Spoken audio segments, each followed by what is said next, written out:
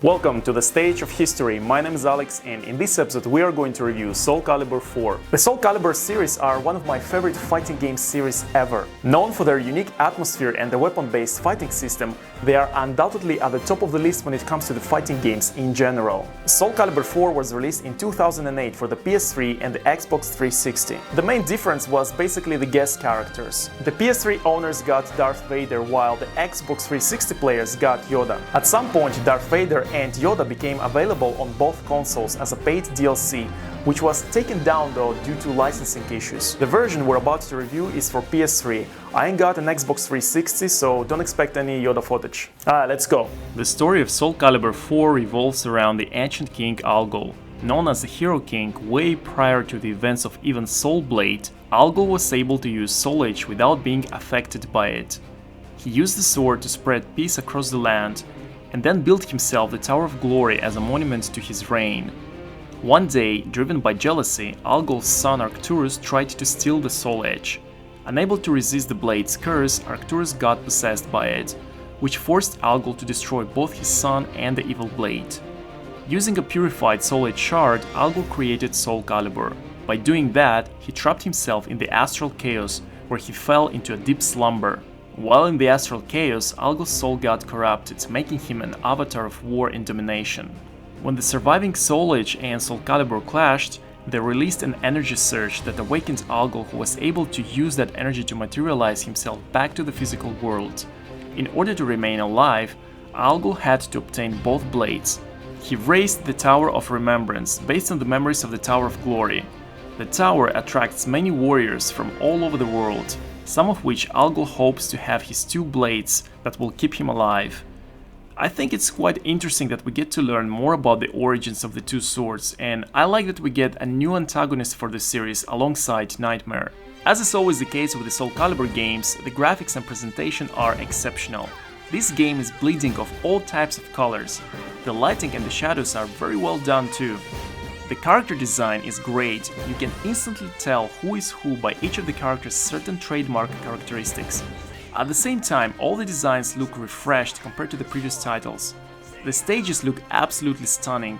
They are so well designed that you wish you could explore them in a 3D adventure format. As always, a Soulcalibur game is full of castles, temples, dungeons and forests. There's this adventurous vibe and you feel like you're traveling the world on an important mission. It's like Pirates of the Caribbean, Xena and Chinese wuxia all in one. Here are my favorite stages in this game. The Smurfers Imperial Garden. Just like the name suggests, it's based on Greek design and is composed of marble stone, plants and water ponds, creating a dynamic feast for the eyes. With green valleys and mountains in the background, this stage looks absolutely stunning. Hall of the Warrior God and the Yurakudai Villa stages. I love their oriental design, but more than that, I like the amazing music that accompanies these stages. And lastly, I really like the Sailor's Rest stage, with its crystal clear waters and tropical background.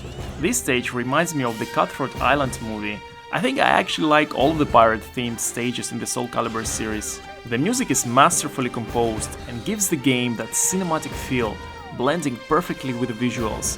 My only problem, and that's the main problem that I have with all the Soulcalibur games' music, is that there aren't enough recognizable tracks that stand out, when compared to Soul Blade, where every single track was a hit. Most of Soulcalibur 4 music works well as background tracks. Not many tracks can really be enjoyed outside of the context of the game. The tracks that stood out for me are from the Hall of the Warrior God and Yurakudai Villa stages, the main menu and the character selection screen music. Now let's have a look at the character roster. Soulcalibur 4 brings all the classic characters of the series back, so I doubt anyone will complain here. Taki, Mitsurugi, Song Mina, Cervantes and Voldo from the Soul Blade game return once more, alongside the series staples like Maxi, Ivy, Kilik and Xianghua. The new characters are Algol himself and the Germanic warrior Hilde. Algol can create weapons out of nothing based on Soul Edge and Soulcalibur, and Hilde carries a short sword for fast attacks, as well as a spear with a flag that has a longer range reach and deals more damage. Both new characters have quite unorthodox styles that will take some time to master. Next, we have the guest characters from the Star Wars franchise. we have Darth Vader and the Apprentice from the Force Unleashed games. Both characters play quite differently though. The Apprentice is very fast and agile. His style is very acrobatic and flashy, very much like Taki. Darth Vader, on the other hand, has a slower and a more traditional style when it comes to melee attacks, and he also has some telekinetic abilities that give him the edge over his opponents. Both characters use the Force for some of their special attacks. In order to prevent these characters being absolutely OP when compared to the rest and balance things out, the Force is controlled by a meter. Each time you use the Force, your Force meter gets drained, and you won't be able to use some of those moves until the meter regenerates. Out of the two, I personally prefer the Apprentice, as I'm more into the flashy styles. The Star Wars characters come with 2 Star Wars themed stages, and even the music themes from the movies. There are also some bonus characters that are designed by guest artists.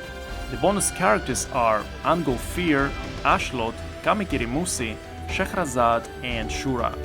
They all borrow their moves from the regular characters, and curiously enough, they're all female. Personally, I find their design a bit too anime, and I think they look like they don't belong in this game at all. Apart from Shura, whose design I actually like. She looks like a Japanese warrior princess using Cervantes style and wielding 2 katana swords. Soulcalibur 4 has a great character creation mode too. You can either customize the existing characters or create a completely new character. There's a great variety of customization items here, and one of the best things that I like is that you can choose any color you like from the palette board instead of being forced to choose preset colors. There's a great freedom to adjust the body type too, similar to Saints Row the Third. That's how it should be in every game with character creation mode if you ask me. Another thing you can do here is to equip your weapons with various skills that will give you an advantage over your opponents. The only thing that I'm not 100% satisfied with is the small variety of preset faces to choose for your original characters, and the fact that it's the same preset faces in every Soulcalibur game. I think Namco should at some point let us create the faces of the characters by using a bar system for a more immersive experience. And you can only choose the regular fighting style, so you won't be able to create another Jedi or Sith. And I gotta warn you that you'll find some microtransactions here too, and I guess that might put some people off, but nevertheless the character creation in this game is one of the best in video games in general. Let's move on to the gameplay. As you can see, this is a 3D weapon-based fighting game. You can move to all the directions and you are equipped with a variety of moves that will help you either drain your enemy's health bar or push them out of the ring. There are several universal basic moves that all the characters are able to perform, like jumping and crouching strikes, throws, basic kicks, vertical and horizontal attacks, blocking, etc. But other than that, each character has a different style and plays and feels very differently. Tira and Voldo, for example, have several transitions and stances that make their gameplay a lot more complicated and technical when compared to, let's say, Astaroth, who has slower attacks but can also deal greater damage. The variety of moves and styles in this game can be a bit overwhelming, and I guarantee you won't get bored anytime soon while trying all these styles out. My favorite characters or styles are Mitsurugi, Songmina, Kilik, Taki, Yongsong, Maxi, and the Apprentice. The reason is, I personally prefer the Oriental styles based on Wushu and Ninjutsu. They're fast and look very impressive. Now, the new features that this game has compared to the previous installment are the Soul Gok and the Critical Finish. The Soul Gok is the blue gem at the end of your health bar. If your opponent is blocking too much, their Soul Gok will eventually turn green and then red. Once it becomes red and you keep on attacking a blocking opponent, their whole health bar will start flashing. If you persist, your opponent will lose their balance. Once that happens, you have to quickly press L1 so you can execute the critical finish move that will drain all of your opponent's energy, making you the winner. This feature can be really useful, especially when you play against other players who block too much. And if they are unaware of this feature, then let them fall into your trap and f them up. There's also a bar for the armor. If you attack enough, you will be able to break up until 3 layers of your enemy's armor that will fall apart and leave them topless. There are several modes in Soulcalibur 4 that will keep you busy, so let's break them up a bit. First, we have the classic arcade mode, of course. Here you fight a series of random enemies until you eventually face Algol. It's a pretty straightforward mode, nothing special. Then we have the Tower of Lost Souls. This is basically a challenge mode where you have to defeat your enemies by meeting certain requirements. Here you can obtain some rewards like customization items. Next we have the training. Not many details needed here, I assume. Here you can find the movesets and adjust your opponent accordingly depending on what you want to practice. The juice of the single player section is the story mode, in my opinion. Here the battles are tailored to the character that you play as, meaning you fight against characters that have something to do with the story of your chosen character. Some characters will face Algo as the final boss, some will face Nightmare, and some will fight against Siegfried in the end. This is where you can see the various character endings that can be rewatched later at the museum. And this is also where you can unlock some of the characters like Shura, for example. Speaking of the museum, along with the cinematics, here you can also find some beautiful artwork, and check the Chain of Souls if you want to learn more about the lore of the game.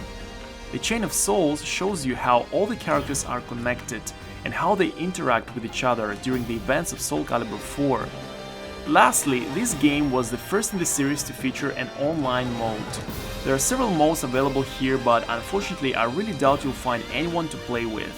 It's an old game, so I guess either no one is playing it anymore or the servers are down. So my verdict is, I f***ing love Soulcalibur 4. In fact, it's my second favorite game in the series, after the original Soul Blade, of course. It has a great roster as well as an amazing presentation and gameplay. The atmosphere is there. I think Soulcalibur 4 is a dope game and I 100% recommend it. But let me know what you guys think of this game if you've ever played it. What are your favorite characters, or do you like the music? I would also appreciate if you subscribe and press the like button to support my channel in case you enjoyed this review. Check out my other videos, and until next time.